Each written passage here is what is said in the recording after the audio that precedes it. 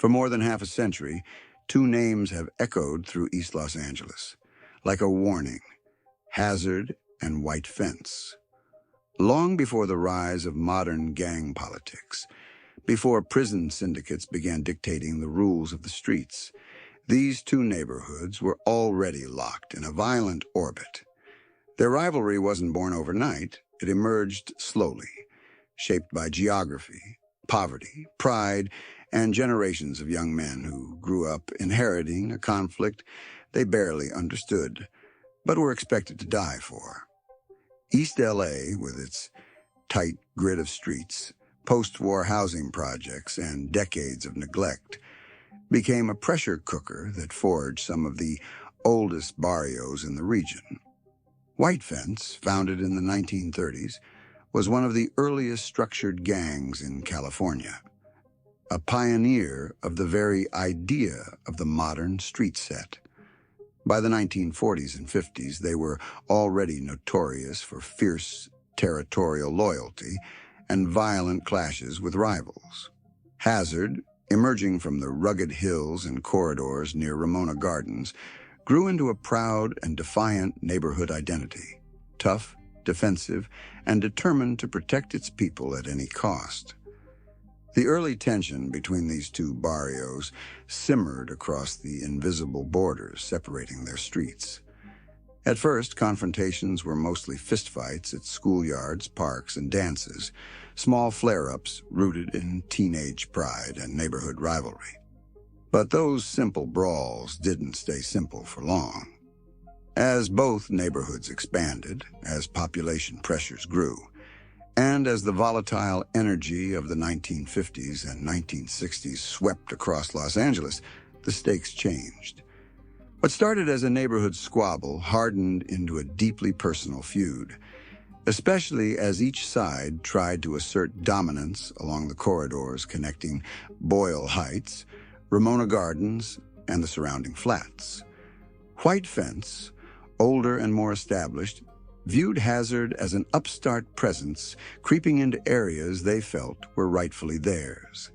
Hazard, in turn, saw White Fence as an invading force from outside the heart of Ramona Gardens, a threat to local pride and safety. The combination of territorial tension and generational identity turned the rivalry into something far more dangerous. By the 1960s, ambushes, armed confrontations, and drive-bys began replacing the old-school fistfights. Firearms flooded the streets. Young men who were barely adults were carrying guns, making decisions with life and death consequences. The police response was slow and inconsistent, often increasing pressure on both communities rather than easing it. Every violent incident, every jump-in gone wrong, every retaliatory assault, every funeral, added fresh fuel to a fire that no one could put out. Even when elders in both barrios tried to intervene, even when brief truces were attempted, the younger generation seemed determined to prove themselves through violence. By the 1970s, the feud had already etched itself into East LA's history. It wasn't just a rivalry. It was a legacy. Sons followed in the footsteps of their fathers, inheriting grudges like family heirlooms.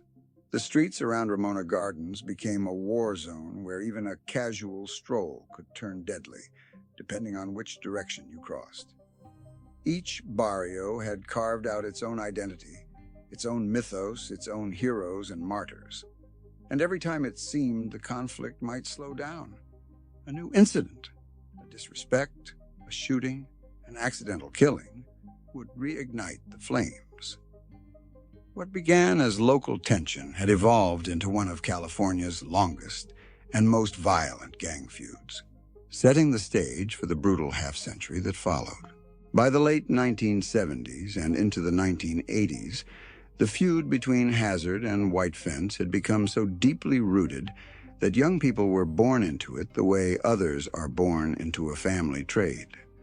Neighborhood identity wasn't a choice, it was an inheritance, shaped long before a kid ever picked up a spray can or learned the meaning of loyalty. In Ramona Gardens and the clusters of streets that formed the front line between the two barrios, children grew up hearing stories of ambushes their uncles survived, of older homies who disappeared into the prison system, and of friends who never made it past their teenage years. The line separating the neighborhoods wasn't just geographic, it was psychological. Crossing certain blocks wasn't an act of curiosity, it was an act of war. As East LA entered the crack era of the 1980s, violence took on a sharper edge, firearms became more readily available, and the battles between the neighborhoods grew increasingly deadly. Drive-by shootings were no longer rare, they were expected. White Fence would roll through hazard territory in old Chevys and lowriders, targeting corners and alleys known for their rivals' presence. Hazard members responded with equal aggression, often taking to the hills and narrow roads around Ramona Gardens to launch retaliatory strikes. Certain spots, alleyways, stairwells, blind curves, became infamous for shootouts. The police labeled the area a hotspot, but their presence often worsened the tension, creating a climate where any sudden movement could be mistaken for an attack. The prison system added a new layer of complexity. As more members of both barrios were swept into California's overcrowded penitentiaries, alliances and rivalries began to shift under the influence of larger forces. The Mexican mafia exerted control over Latino gang politics, and while they often enforced ceasefires inside the walls, the streets didn't always follow the same rules. A veteran from either side might share space in a prison yard under La M's authority, only to be released back into a world where the feud burned on without pause. Younger members on the outside weren't always aware or supportive of the temporary truces negotiated behind bars. They were driven by pride, anger, and the powerful urge to prove themselves. The result was a continuous cycle. Violence on the streets sent members to prison, prison politics shaped their attitudes, and then they returned home to a feud that had only intensified in their absence. Throughout the 1990s, the rivalry evolved with each new generation. Some years were quieter, with moments where community activists, mothers, or older homies tried to broker peace, but calm never lasted. A killing at a party, a mistaken identity shooting, or even graffiti marking the wrong wall could dismantle months of negotiation. Certain summers became notorious for the body count. Local hospitals grew used to treating teenagers with multiple gunshot wounds. Schools implemented strict gang intervention programs, but even walking home along the wrong block could turn into a final mistake. In both neighborhoods, funerals became a grim rite of passage, and photos of lost friends filled bedroom walls like memorial altars. These conflicts didn't just scar individuals, they shaped the very culture of East LA. Music, street art, fashion, and neighborhood reputations were all influenced by the ongoing war. The feud became part of the region's identity, whispered through rap lyrics, embedded in murals, and passed down through stories. Hazard and White Fence weren't just rivals anymore. They were living symbols of a generational conflict that refused to fade. And as the 2000s approached, the war hadn't slowed. It was evolving yet again, preparing for a new era of high-stakes violence that would test both barrios like never before. By the early 2000s, the feud between Hazard and White Fence had not only persisted, it had matured into something almost ritualistic, a pattern of violence so deeply ingrained in East LA's social fabric that breaking it seemed impossible. Every generation had contributed its own tragedies, its own heroes, its own mistakes. But this era brought the rivalry to its most intense, calculated, and destructive phase. The streets surrounding Ramona Gardens, along with the connecting corridors into Boyle Heights and City Terrace, became the beating heart of a conflict that felt endless. For residents, daily life unfolded under a shadow, one shaped by unpredictable outbursts of gunfire, sudden ambushes, and territorial battles that could erupt without warning. In this period, ambush tactics evolved into almost military-style operations. Members from both sides learned the geography with expert precision, the angles of staircases, the blind corners behind garages, the sound of a car engine creeping up a slope. Hazard, with its foothold near the rugged terrain and maze-like layout of Ramona Gardens, often used elevated positions to their advantage. Youngsters stood watch on rooftops, calling out enemy cars approaching from the blocks away. White Fence, on the other hand, leveraged mobility, quick-hit drive-bys, coordinated two-car ambushes, and nighttime strikes designed to create confusion before disappearing back into Boyle Heights. For both sides, the element of surprise became the most valued weapon. The cycle of retaliation grew horrifyingly predictable. A shooting on a Friday night would guarantee a counterattack by Sunday. In some months, the conflict escalated so fast that police units assigned to monitor the two barrios couldn't keep track of who hit first or why. The original reasons didn't matter anymore. Every new generation believed it had to prove its loyalty by avenging the last. Hazards and white fencers, who were barely out of their teens, began wearing the emotional weight of soldiers who had already lost too many friends. Murals appeared and disappeared overnight, sometimes painted over by rivals, sometimes guarded by armed lookouts as artists memorialized the dead. Inside Ramona Gardens, residents lived with the reality that the neighborhood could transform into a combat zone in seconds. Families kept children indoors after dark. Parents taught middle schoolers how to recognize the difference between fireworks and gunshots. Nights were punctuated by the echoes of fully automatic bursts, rare in earlier decades, but increasingly common as illegal firearms circulated more freely through the city. Older residents, some of whom had seen the feud from its earliest days, described the 2000s as the darkest chapter yet.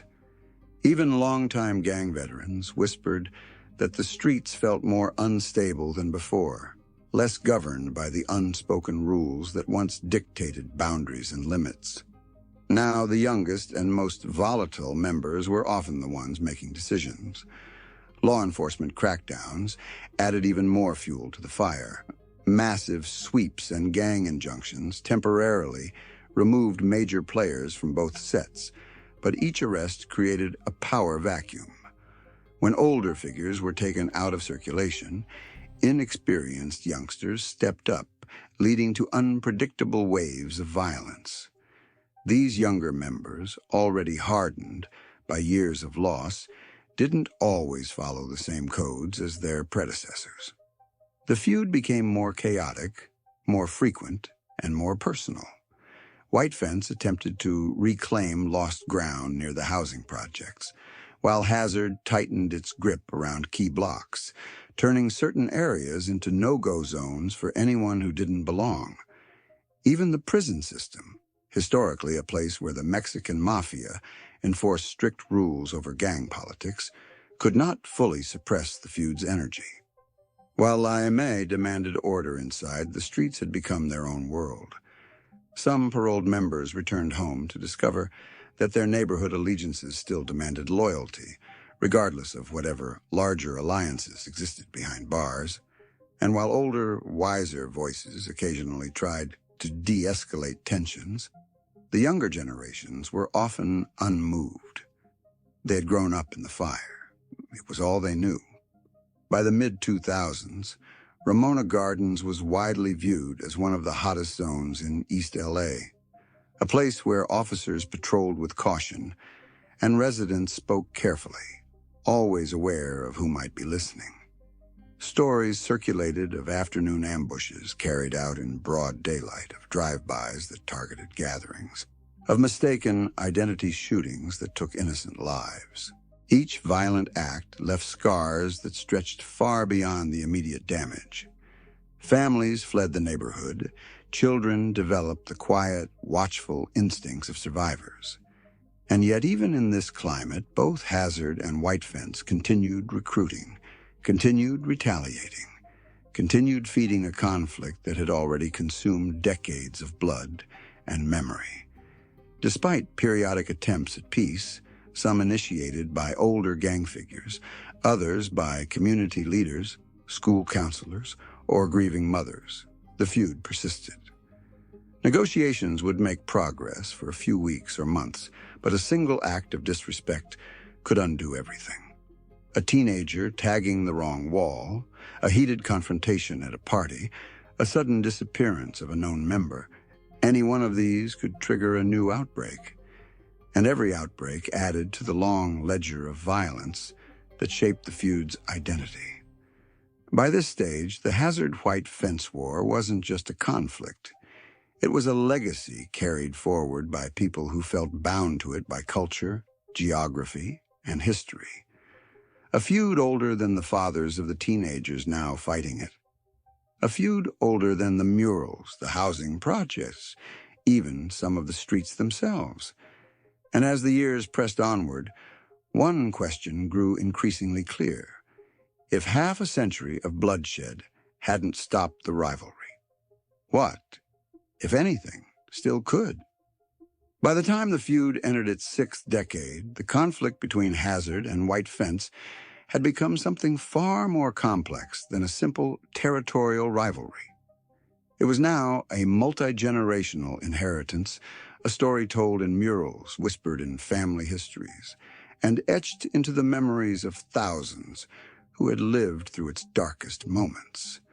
Both neighborhoods had evolved, demographically and culturally, but the old tensions remained embedded beneath the surface, shadows lingering in alleyways, on stairwells, in the echoes of stories told by men who survived the worst years. Even as new waves of gentrification and shifting demographics swept across East Los Angeles, the rivalry refused to disappear. Instead, it changed shape, adapting to the new landscape, while carrying the weight of everything that had come before. In the late 2000s and 10s and 2000s and 20s, law enforcement pressure, gang injunctions, and federal racketeering cases struck both sides, removing key figures and disrupting the old power structures. For the first time in decades, the constant tempo of shooting slowed in certain seasons.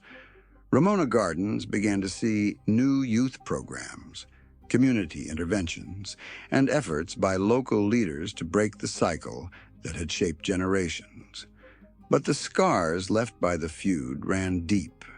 Many families had lost multiple relatives to the violence, and some former members struggled to untangle their loyalty to the barrio from their desire to build new lives. Older homies who once led the charge began urging younger kids to stay away from the life that had consumed so many before them. Yet the rivalry never fully vanished. Its memory lived on in the minds of those who grew up with it, and in moments of rising tension, old grudges could resurface with startling speed. A disrespectful tag, a heated confrontation between teenagers, or a sudden spark of violence could still threaten to reignite the embers. What once began with fists and knives had escalated into a generation-spanning war defined by firearms, funerals, and prison politics. And even as times changed, the culture surrounding both sets still honored loyalty and history. The danger lay not in organized assaults anymore, but in spontaneous conflicts driven by legacy and identity, unpredictable and difficult to prevent. Meanwhile, a new generation of East LA youth grew up in a landscape where they inherited the aftermath rather than the full flame. Some only knew the feud through stories told by older relatives. Others had witnessed the tail end of the violence firsthand. Many young people wanted nothing to do with the old war, focusing instead on school, sports, music, or careers far outside the neighborhood boundaries. But proximity alone meant that they still lived with the echoes of a conflict that shaped the very streets they walked. Community activists, former gang members, and local organizations worked tirelessly to offer alternatives.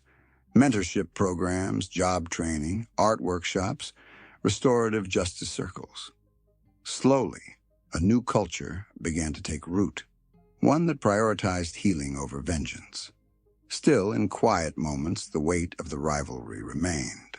Hazard and White Fence stand today as symbols of a turbulent chapter in Los Angeles history. A chapter defined not only by violence, but by the stubborn resilience of communities that survived it. The feud's story is not simply about conflict. It is also about the people who endured, who found ways to raise families, build homes, and maintain dignity in places often overshadowed by danger. Their perseverance, often overlooked, forms the hidden backbone of East LA's identity. In many ways, the feud is a reminder of how deeply rooted cycles of violence can become when neighborhoods are shaped by poverty, marginalization, and neglect. It also shows how powerful community leadership, cultural pride, and determination can be in reshaping the future. The Hazard-White Fence rivalry may never fully disappear from memory. It is too embedded in the landscape, too influential in shaping decades of East LA's history.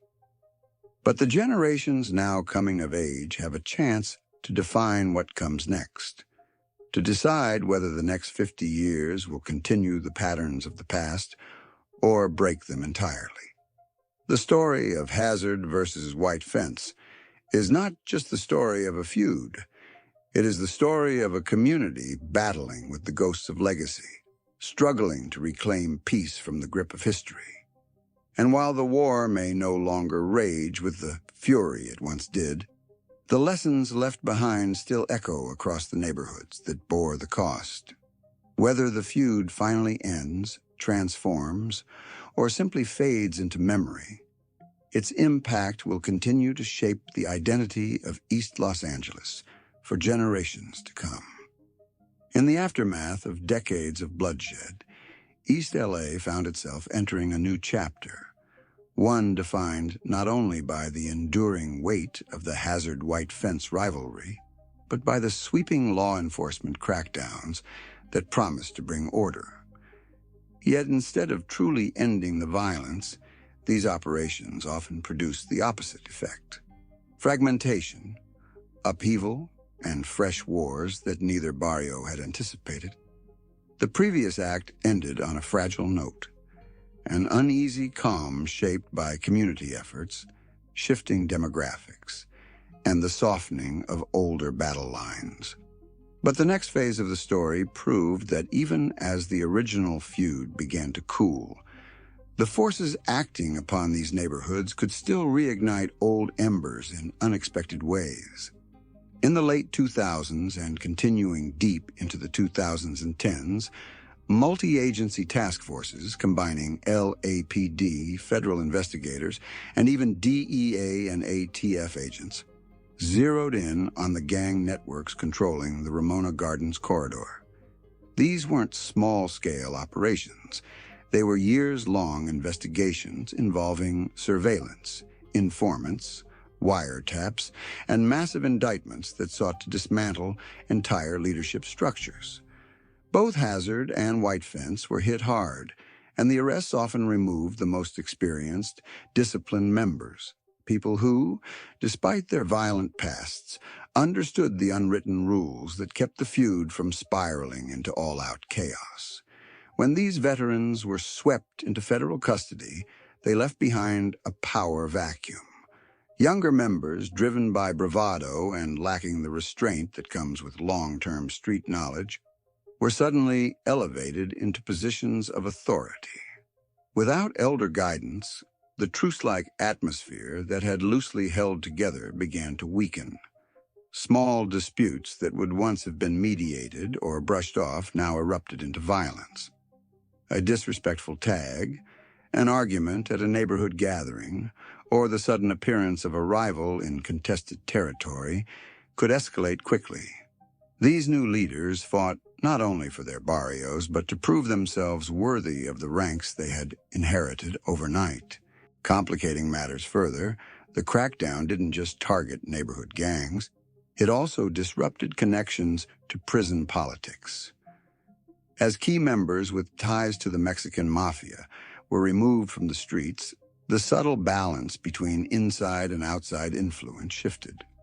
La M's ability to regulate or restrain street-level violence weakened, and with that restraint gone, younger cliques began operating independently, sometimes even ignoring long-standing codes.